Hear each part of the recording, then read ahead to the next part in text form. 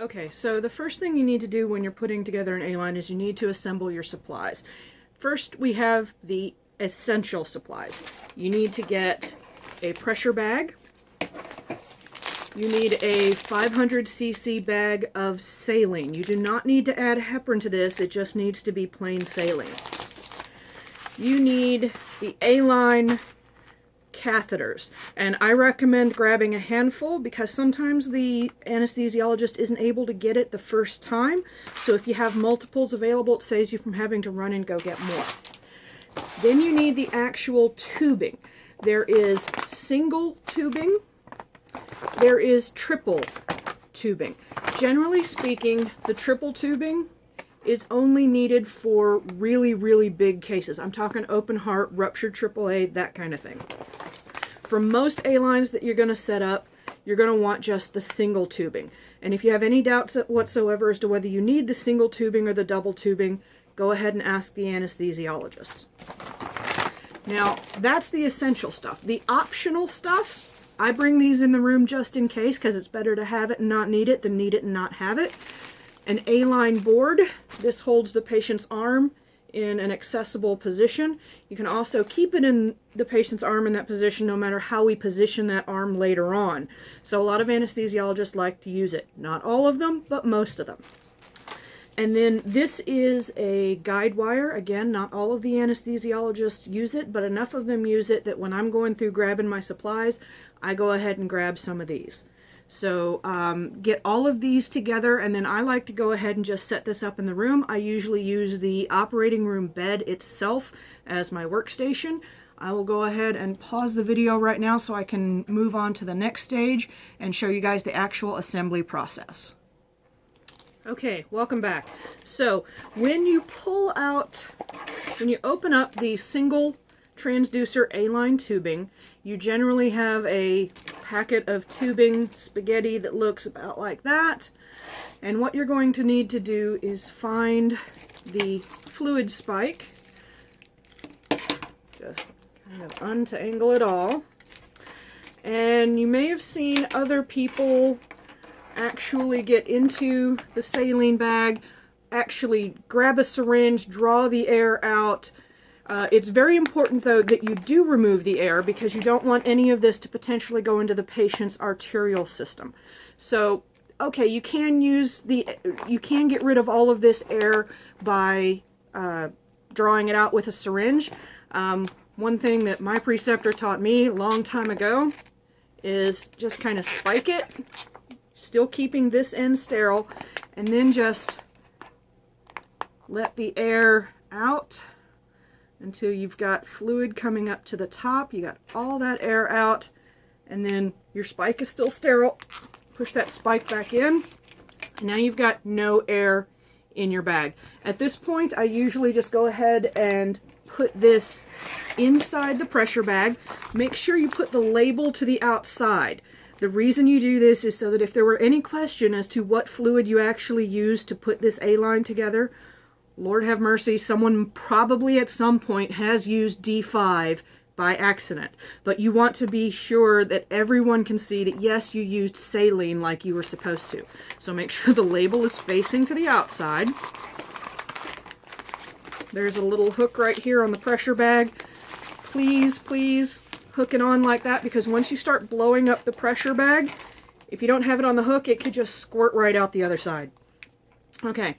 To blow up the pressure bag, the direction of the stopcock is which way is turned off.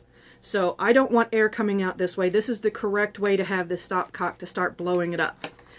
You're not going to want to blow it all the way up. You're just wanting to blow it up enough that you can get a little bit of pressure to move fluid through the tubing.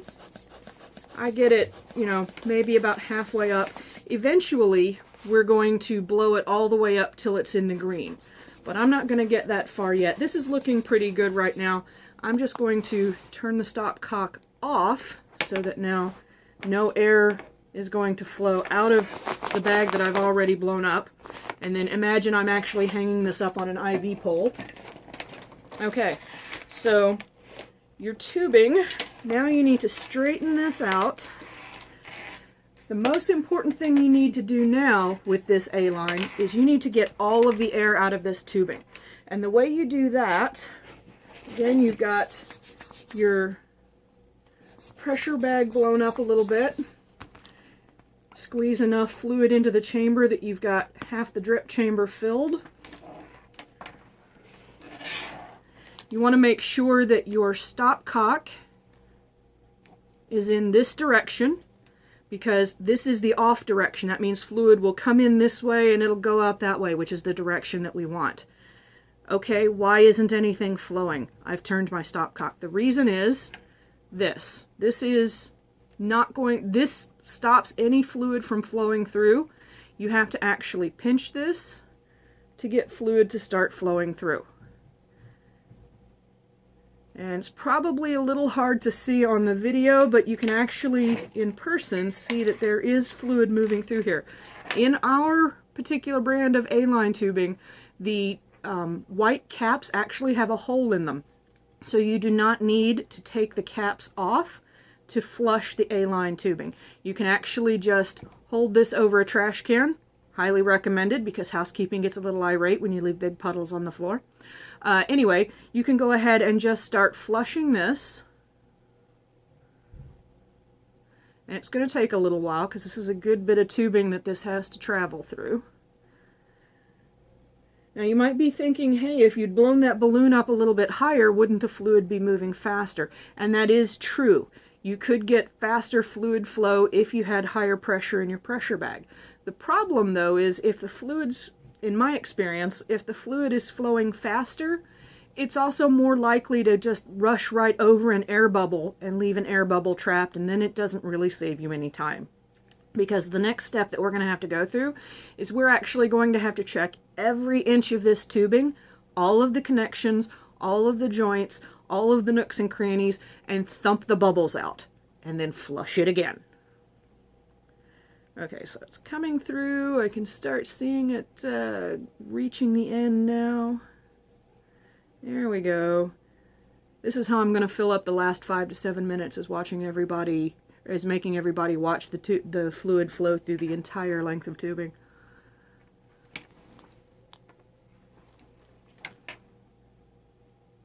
Okay, so now I've got some fluid dripping out, hopefully into a trash can, not onto your desk like I've got right here. And what I need to do now is I stop it from flowing, and now I start checking every inch of this tubing.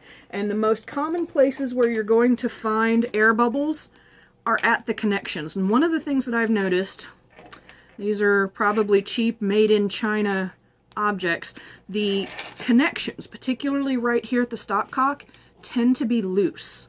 So before I do my final flush and my final air bubble check, I want to make sure I've got all of these tightened down as tight as they'll go. Now, don't tighten them so tight you'll break them. I have done that. Trust me, it can happen. But you want to just make sure that they're not loose, because if you get all the air bubbles out, and then because of a loose connection, you have to do it all over again, you're going to be very angry with yourself. So I just go ahead and thump all of this to get the bubbles out. And you're not going to be able to see on the video because I'm not capable of close-ups, but there are bubbles that have just peeled off of the wall from the nooks and crannies here. Another place that's common to get bubbles, again, this is a connector. So any place there's a connector where it's not perfectly smooth tubing, you're likely to get air bubbles. So I just give that a little bit of a thump. Here is another stopcock, so I'm tightening it up. You can actually hear and see and maybe even hear that there is some tightening that needs to be done there. And just giving it a thump, watching for air bubbles. And then again, I reach over, squeeze my little tubing, see if anything is moving. I look for the air bubbles. It actually looks pretty good right now. So this is technically bare minimum ready to use. If you were in an emergency, you could hand this to the anesthesiologist and they could work with this. Okay? Now, there are additional steps, however, that the anesthesiologist would like you to do when we have the time. And this is for the elective cases where they say, oh, hey, can you set up an A-line for me for this case? We're starting in half an hour. So one of the things that you need is a bracket. And occasionally there is some assembly required. The bracket goes together like this. And if you're really lucky, you'll actually just find one of these already assembled in the anesthesia workroom, and you don't have to do anything. The way it works, okay, notice most of them have an arterial and an RA CVP. Our anesthesiologists aren't too terribly picky about it, especially when we're just doing a single line. When there's triple lines, then it makes a difference. But since we're just putting together a single, we're fine. What you want to do is have this cord. This is the cord that's actually going to hook up to our monitor. This is literally the transducer right here. That cord needs to be coming out the top of this bracket. Okay, this is the end that's going to go to the patient. So this is going to attach to your IV pole right in here. This is where you put it on the IV pole. And ideally you want this at heart height. Now granted, if you don't have a patient in the room, you may not know exactly what heart height's going to be, but you can make a close approximation. Get it up close to the OR table and raise it up about 12 inches. That's going to be about heart height. Anesthesia can go back later and adjust it themselves if they raise the table up real high or drop the table down real low. The other thing that you should be doing if you've got the time is go ahead and hook the monitor tubing or the monitor cord into the transducer. This is it's actually an Ethernet cable. Looks like a telephone jack, for those of you that actually remember what it's like to have a landline. So the receptacle for this just clicks straight in. And then the really top grade RNs are actually able to go ahead and zero the A-line. Now, for zeroing the A-line, this is going to involve messing with the stopcock again. So once you've got the transducer hooked up, your monitor is turned on, you go over to the Philips monitor, you click the button for 0 on the A-line waveform. It's going to tell you zeroing. What you need to do is turn the stopcock off to the patient, squeeze this button while the monitor says it's zeroing. And then eventually the monitor will say 0 complete. You can stop squeezing, turn the stopcock back to the off position. If you were to tap the transducer a little bit, you can also tap it right here, you should see a little bit of a bounce on the waveform even though there's not a patient hooked up. That means you've zeroed it appropriately.